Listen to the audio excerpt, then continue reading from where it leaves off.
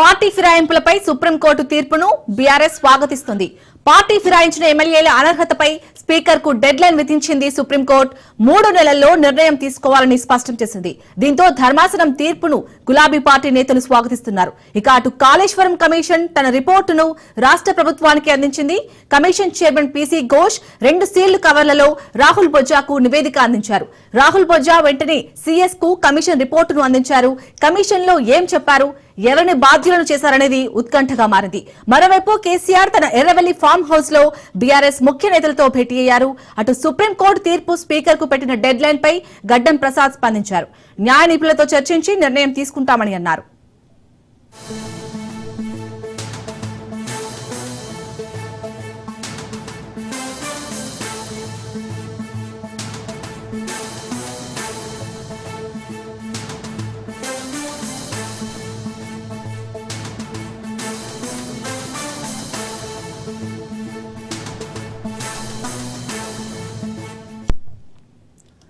Party ఫిరాయింపులపై supreme court తీర్పును BRS స్వాగతిస్తుంది.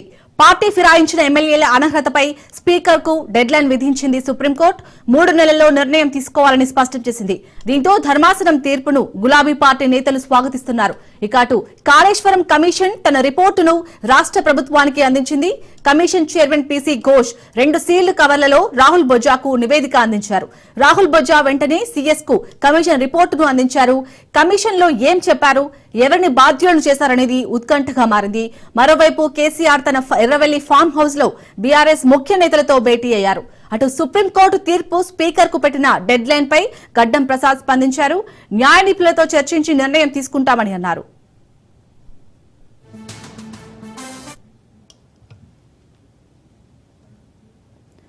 Party ఫిరాయింపులపై supreme court తీర్పును BRS స్వాగతిస్తుందని MLA Vivekananda Goud తెలిపారు. స్పీకర్ 3 నెలల్లోనే నిర్ణయం తీసుకోవాలని సుప్రీంకోర్టు స్పష్టంగా చెప్పిందన్నారు. స్పీకర్ కాలయాపన చేయొద్దని సుప్రీంకోర్టు వెల్లడించిందన్నారు. రేవంత్ రెడ్డి ప్రజాస్వామ్యంపై గౌరవం ఉంటే పార్టీ మారిన 10 మంది బీఆర్ఎస్ ఎమ్మెల్యేలను రాజీనామా చేయించాలన్నారు. ఉప ఎన్నికలు ఎలా వస్తాయని మాట్లాడిన రేవంత్ కు ఈ తీర్పు చెంపపెట్టు లాంటిదన్నారు. సుప్రీం తీర్పు బీఆర్ఎస్ సాధించిన విజయమని అన్నారు. ఉప ఎన్నికలు ఎప్పుడు వచ్చినా బీఆర్ఎస్ సిద్ధంగా ఉందన్నారు.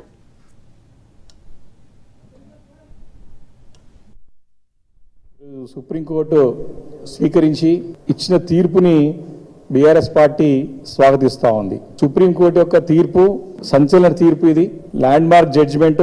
3 నెలలు వ్యవధి స్పీకర్ కి సుప్రీంకోర్టు పెట్టినా నేను ఈరోజు ముఖ్యమంత్రి గారికి చెప్తా ఉన్నాను, ముఖ్యమంత్రి గారికి సూచిస్తా ఉన్నాను, మీరు ప్రజాస్వామ్యం పైన గౌరవం ఉంటే, మీ యొక్క పరిపాలన పనితీరుపై నమ్మకం ఉంటే 3 నెలలు స్పీకర్ నిర్ణయం గురించి వెయిట్ చేయకుండా తక్షణం ఈ 10 మంది ఎమ్మెల్యేలని రాజీనామాలు చేపించి మరి ఎన్నికలకు వస్తే ఈ యొక్క శాసన వ్యవస్థ, ఒక డెమోక్రటిక్ సిస్టంలో మన పార్లమెంటరీ ఒక వ్యవస్థ గౌరవాన్ని కాపాడిన వాళ్ళు అవుతామని చెప్పి ఈ సందర్భంగా నేను ముఖ్యమంత్రి గారికి సూచిస్తా ఉన్నాను.